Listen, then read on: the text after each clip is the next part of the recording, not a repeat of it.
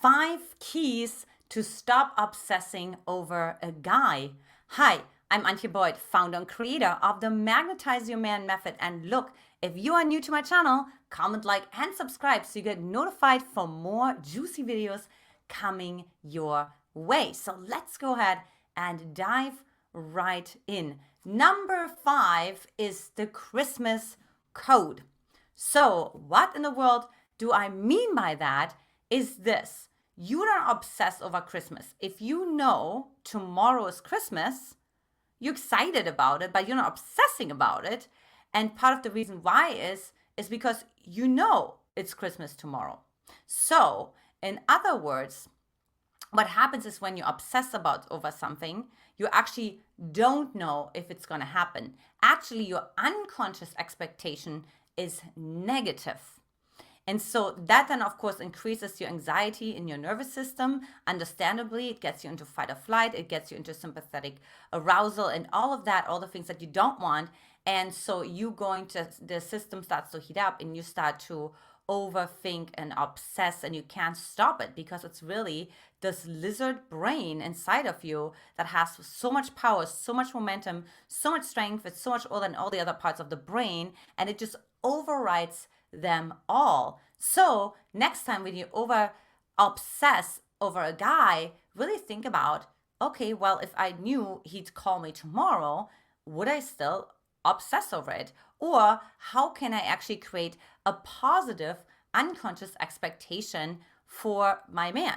As an example would be to create, like, yes, of course he's calling, you visualize him calling, not like being fearful around it, right? But just, and of course, you see his name popping up on the screen. Or of course, you hear the doorbell ringing and he has flowers in his hands. Or of course, he's going to ask you out on another date.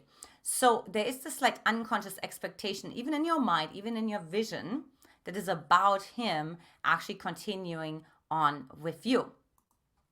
Number 4, channel the focus. So what happens is when we obsess is, like I said, there's so much energy. It's ferocious. It's like this waterfall. It's intense. Or it's like those level 5 whitewater rafts. You know what I mean? Like the rivers. It's that intense, right? So you can't do a lot with it. You can't stop it. There's no way you can stop it. But what you can do is you can channel it into a different direction.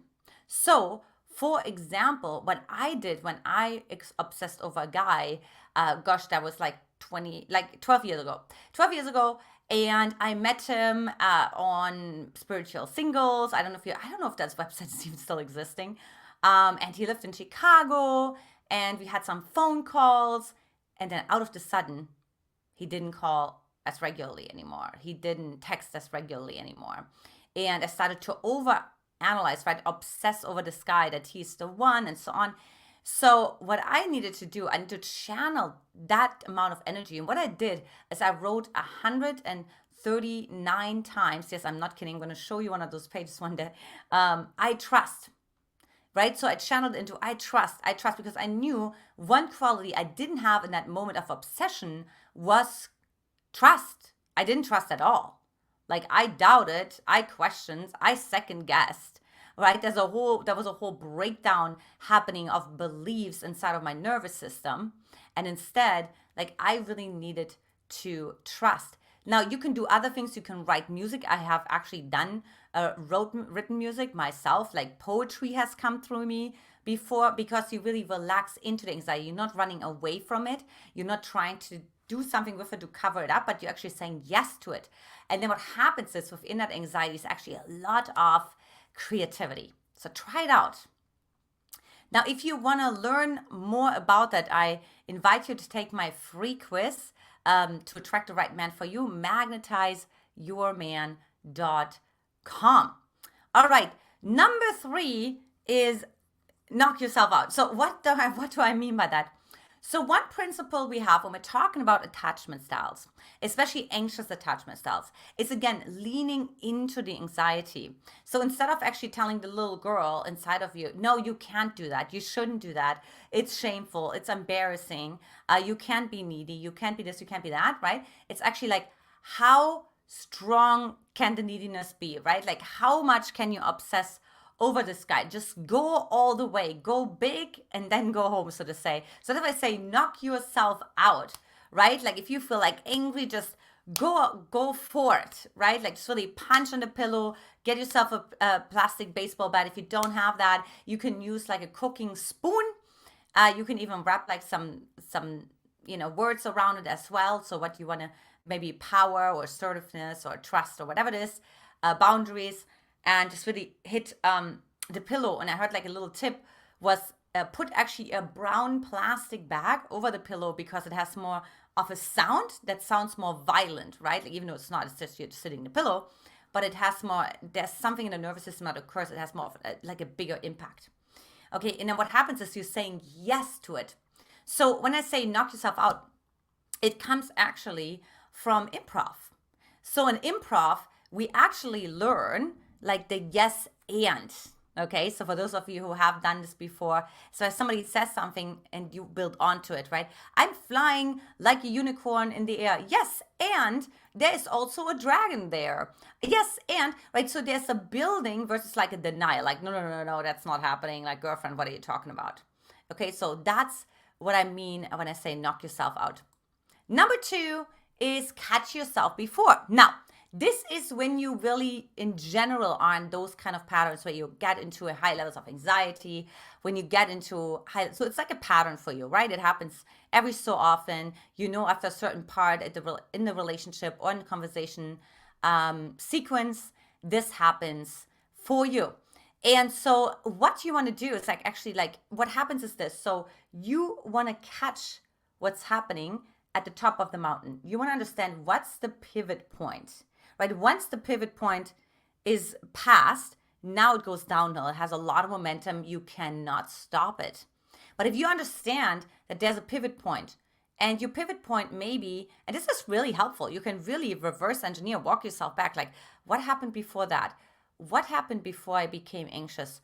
Oh, my work didn't go so well, or I was in traffic for too long, or I had so much pressure and tension and so much impatience in my system, or I was thinking about this person and I was future anticipating, and so on, right? So catch yourself before, because you have more space, you have more perspective, you have more ability to actually navigate this situation. This has worked for me many, many times. As a matter of fact, I had one client and she caught herself, and what she actually found out is when she gets up late, like that's what it is for her. Then everything just goes downhill from there, and she has less capacity to deal with additional stressors, like, for example, a man who doesn't respond to her on time. So give that a little bit of a try. Okay.